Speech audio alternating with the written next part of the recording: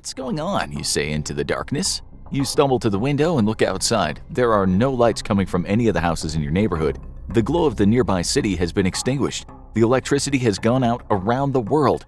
In the next 60 minutes, there will be chaos, panic, and death. According to a former director of the CIA, Robert James Woolsey, 90% of humans could die in the United States if the electricity were to completely go out. This is a staggering statistic, which puts the death toll at around 297 million people in the US alone. So, what would happen in the first 60 minutes of all electricity going out that could lead to such a terrible catastrophe? Let's find out. The power goes out. There are two sides to this scenario. Half of the world would be in daytime and the other half would be in night when the electricity goes out. The moment this disastrous event happens, the Earth goes silent. There's no more humming of light bulbs or buzzing of radiators. No one knows that the world is about to fall apart. While an eerie silence envelops the planet, the world keeps spinning, but in the next 60 minutes, every part of society will come crashing down. 1 minute after electricity goes out. On the daytime side of the Earth, the effects of electricity going out are not immediately noticeable for many. People walking outside or sitting at home with their shades open have no idea that things are about to get really crazy. Others might be driving down the road and don't realize the power has gone out until they come to a stoplight. They slam on the brakes as two cars barrel through the intersection and slam into each other. Pedestrians crossing the street are hit by vehicles as no one knows when to go or when to stop. Just seconds after the electricity goes out, accidents happen worldwide, leading to countless deaths and injuries. Although there will be accidents on the night side of the Earth, things are slightly calmer. Anyone who's awake is using artificial light to see in the dark. Suddenly, every reading light and nightlight on the planet goes out. People experience darkness in a way they have never before. Clocks stop ticking, fans stop spinning. Those who are asleep likely won't wake up during the first 60 minutes of a global blackout. In fact, without electricity to make their alarms go off, they might enjoy one of the best nights of sleep in their life. 5 minutes after all electricity goes out. All across the planet, vehicles that are powered by electricity have rolled to a stop. This includes public transportation like trains and electric buses. People in major metropolitan areas are stuck deep underground if they were riding the subway at the time the global blackout occurred. This means hundreds of thousands of people are prying open the doors of public transportation vehicles to escape the pitch-black depths of subway tunnels. Since the trains run on electric tracks and emergency lights are likely directly tied into the grid, the people in the tunnels need to feel their way blindly out of the dark or use their cell phones to illuminate the way. Everyone above ground starts to make their way down dark streets and back to their homes to find out what's going on. They pass shops that have gone completely dark, trucks with flashing yellow lights drive by as emergency crews are sent out to figure out what's causing the blackout. They're startled to find that there is no trace of electricity anywhere. All phone lines are down along with cable, internet, and television. Every single form of communication we rely on is powered by electricity.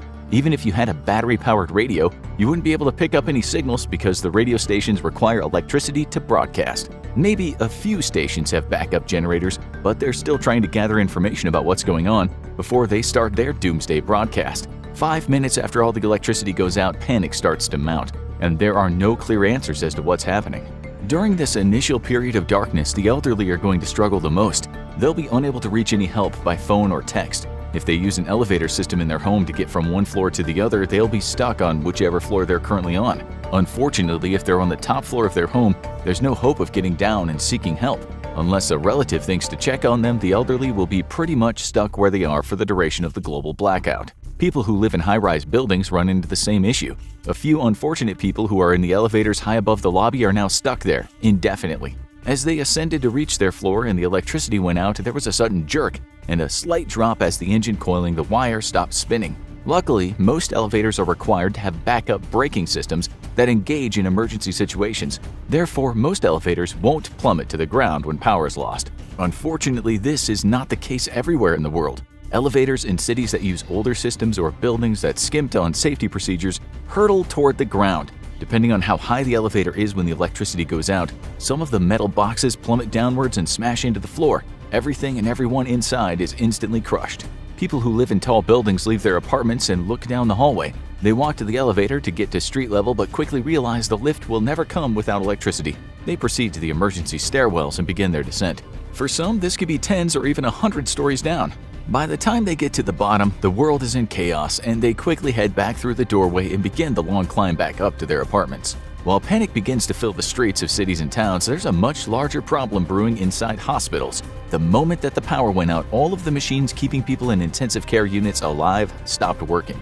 Most hospitals have backup generators, but they can take a while to kick in, even in ideal circumstances. Since every floor of the hospital will need power, there could be malfunctions and overloads in the emergency systems.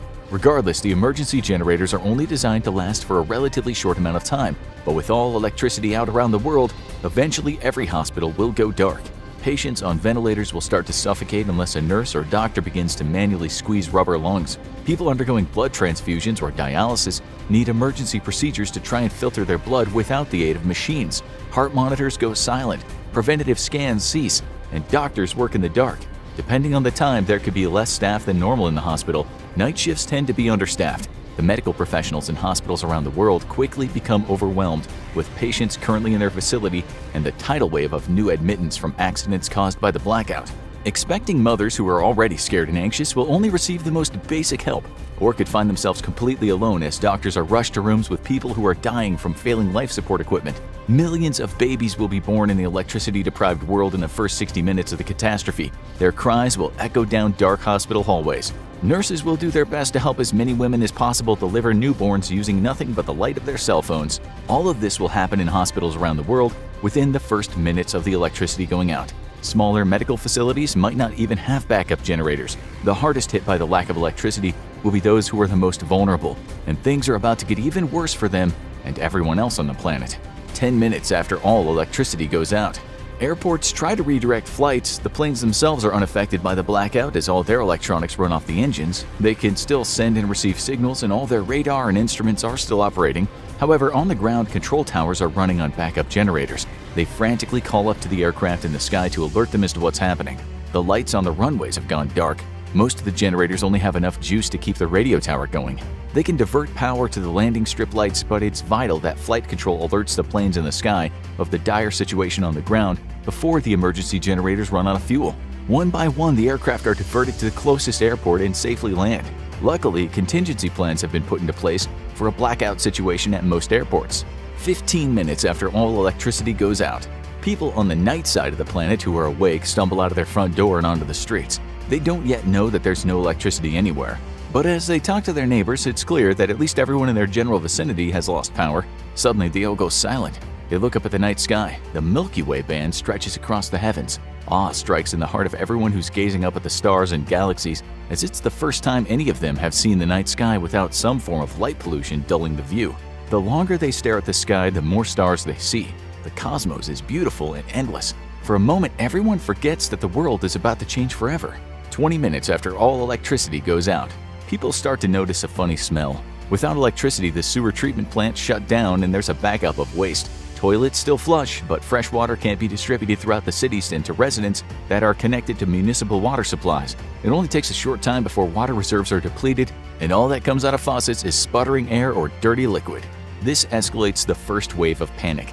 People are already uneasy because they can't contact loved ones. It's obvious that the power's out, but no one knows how bad it actually is.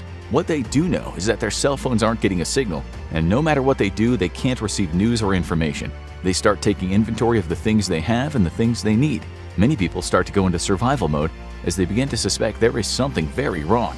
At this point, it's not just civilians who are panicking. The heads of government and militaries are beginning to realize the scope of the problem. 30 minutes after all electricity goes out, leaders of nations across the planet scramble to try to make sense of what's happening. They've been briefed that there has been a mass power outage, but no one knows why, how, or what to do next. Governments can't contact their allies because every form of communication is down. Theoretically, Morse code could still be used to send messages, but the ancient language of long and short beeps has mostly become a lost art. Government officials look into old cabinets and drawers, searching for old telegraph machines. People have now ventured out of their homes. They drive to the nearest gas station and load up on fuel. Cars still work, their headlights can be seen cutting through the darkness on almost every major road. However, when the drivers finally reach the gas station, they find that their luck has run out.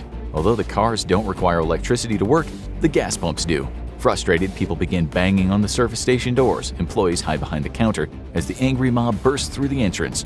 Other people frantically start cutting the pump's fuel lines, hoping that a few remaining drops will fall out as they stick the tube into their gas tank. People speed off to the next station to see if they'll have better luck there. But no matter where they go, the situation isn't any different.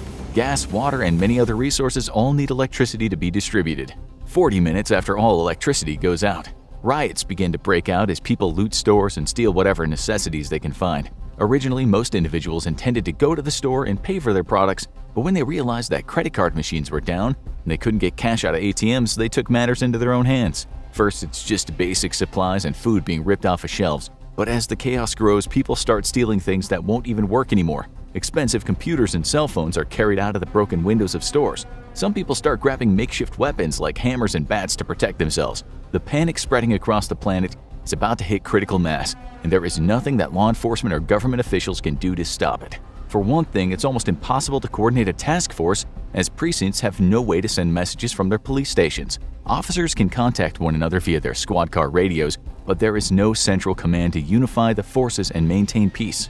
Governments are starting to see the ramifications of a global blackout. The risk to national security increases substantially with each minute that goes by. There is no way to contact allies if help is needed, and if a not-so-nice neighboring country can organize their military before they can, an invasion might be imminent. The same can be said about the citizens of a country. During this time of uncertainty, governments issue lockdowns within their borders and ask everyone to remain in their homes. But there's no way to disseminate this message and actually have it reach the masses. Governments mobilize as many military forces as they can and give them one simple order: keep the peace. This will be easier said than done, as people across the world are now either in full panic mode, so scared that they've locked themselves inside their homes, or are trying to take advantage of the situation by stealing what is not theirs. On the plus side, it's unlikely any country will be able to launch missiles or make rash decisions during the first hour of the global blackout, as most military facilities would not have power. Interestingly, although 90% of the population might die, this is one doomsday scenario where we don't have to worry about nukes being launched across the planet. However, there is another nuclear threat looming on the horizon. Nuclear power plants have a number of fail-safes and redundancy systems in place to prevent meltdowns. Humans have learned from the past that a natural disaster near a nuclear power plant can lead to catastrophe, even in the most state-of-the-art facilities. But no one could predict that all electricity on the entire planet would go out all at once. Nuclear reactors are now quickly heating up to critical levels. Electricity is needed to circulate water through the system to keep the fuel elements that emit radiation cool. Without the pumps functioning properly, the reactor can't maintain a temperature within safe limits. Nuclear facilities across the globe are evacuated, as there is now nothing to stop the chain reaction happening at their course. 50 minutes after all electricity goes out, people start to notice their apartments or houses getting extremely warm or extremely cold depending on where they live. We are so accustomed to modifying the internal temperature of our residence that without air conditioning or heat, people start to become very uncomfortable. People living in areas experiencing summer will quickly realize how hot things can get without electricity. Individuals who live in the desert are just trying to stay in the shade, so they aren't baked by the sun. Millions of people live in warm climates and go through everyday life without the luxury of air conditioners, but most have some sort of fan as a way to keep cool that also requires electricity. For people who have lived their whole lives off the grid, this is just another day for them.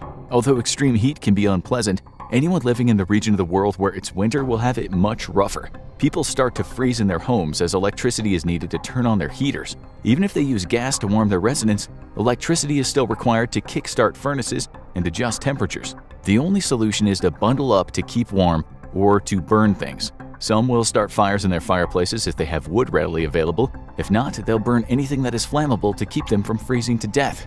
Unfortunately, this is where things go from bad to worse. Many people who have fireplaces don't use them often. When this happens, flues can get dirty and debris can build up in the chimney. These things can catch fire and set the entire house ablaze. Others might have never used a fireplace before and don't know how to open the flue to keep the smoke from being pushed into their home. There are also some people who don't have a fireplace at all. They'll still need to stay warm somehow, which means they might light their belongings on fire in the middle of a room. Desperate times call for desperate measures, but the lack of knowledge around making and maintaining a safe fire will lead to countless homes going up in flames. The fires will spread to adjacent houses or apartments, as there's no way for emergency services to know when or where an inferno breaks out. Even if they did, there would just be too many fires to extinguish in the first 60 minutes of all electricity going out. Building after building would go up in flames. The world would be lit up not by electricity but by wildfires, started by people just trying to stay warm. 60 minutes after all electricity goes out.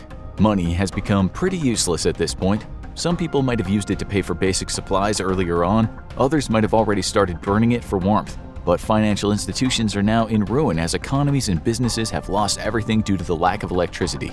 In a recent power outage in California that lasted 2 days, the U.S. Department of Energy estimated that $2.5 billion were lost to the economy. This was just one state. After an hour of the entire world losing power, every economy on the planet would be pretty much in shambles.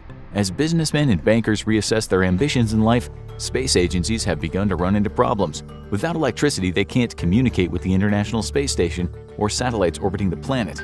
This wouldn't be a big deal if the blackout was only temporary, but real concern starts to mount as the minutes go by. The electricity has been off for a full hour, and without course corrections from space agencies around the world, the orbits of satellites begin to degrade. The International Space Station will be fine, as there are currently astronauts on it that can adjust accordingly. But even though the ISS could send messages to Earth, there would be no way for space agencies to send messages back to them to inform the astronauts of what's going on. From the space station, astronauts would observe the planet as it was before humans started industrializing. On the night side of Earth, it'd be completely dark. There would be no cities or suburbs illuminating the continents. On the day side of Earth, everything would look the same. The space station mostly runs off solar power, but without resupply missions or a way to contact ground control, the astronauts will either have to live out the rest of their days in space or risk doing their own emergency landing using the capsule currently attached to the ISS. Days after all electricity goes out, any food that was refrigerated before the global blackout is beginning to rot. People make do with canned foods and whatever they can gather from nature. Humanity has started to go back to its roots. Many people would perish as a result of the electricity going out, but there would be survivors. We have to remember that for most of human existence, we didn't have electricity. In fact, humans only figured out what electricity was in the 1800s. The most crucial next step for humanity after the first 60 minutes without electricity is to figure out what caused the blackout and if there's any way to reverse it. If it was caused intentionally by a highly sophisticated cyber attack, it might still be possible to reverse the damage. The only way the cyber attack scenario could be carried out is if a group of people somehow managed to infect every electrical grid on the planet and simultaneously cause the virus to shut everything down. The possibility of this happening seems highly unlikely, but there is another natural disaster that could conceivably disrupt every power grid on the planet and plunge the human species back into the Stone Age. Earth's core is mostly made up of molten iron and nickel. This is very important because as these melted metals swirl around in the core, they generate a magnetic field. It is this magnetic field that protects the planet from solar storms. Every now and then, the sun ejects high-energy particles into space. These solar flares, also known as solar winds, can be devastating to any electronic device in its path. When a solar flare slams into Earth's magnetic field, geomagnetic storms can occur. This is what causes the aurora borealis and the aurora australis near the north and south poles respectively. However, if the solar storm is large enough, it can cause some serious problems for the planet, such as a global EMP. The electromagnetic pulse would overload every circuit and electronic device on Earth, causing all electricity around the world to go out. The same thing could be done by humans if millions of EMP bombs were detonated at the same time. However, the most powerful EMP devices we have are nuclear bombs, so if we detonated enough of those to cause all the electricity to go out across the planet, it would also mean we've blown ourselves up, so it really wouldn't matter. What we need to learn from the first 60 minutes of all electricity going out scenario is how to be prepared if it ever does happen. You should always have flashlights with full batteries in an easily accessible location in your house. The key here is that the flashlight batteries will still need to have power because a dead flashlight will not help you if all the electricity goes out. It's also always good to have an emergency kit prepped and fully stocked that will provide you with everything you need if a disaster ever does occur. There are even videos on the Infographics Show channel about what you should put in such a survival kit. The basics are water, food, extra batteries, and a first aid kit. It's important to remember that if the power goes out globally, you won't have to live in the dark forever, as the sun will still rise the next day. However, you should still do your best to remain calm and stay level-headed to make good decisions. Some survival experts recommend stocking up on baby formula and keeping it in your survival kit because it's a good source of nutrients. If all electricity goes out, it'll also be helpful to remember that waste buildup will be a problem. Make sure you have a way to purify water and remove both human and non-human waste. If all electricity goes out around the world, the first 60 minutes will be crucial for your survival. People will panic and make rash decisions, which means you need to be one step ahead of them. Just remember to stay away from elevators, gas stations, and urban areas, as these places will be where chaos breaks out the quickest.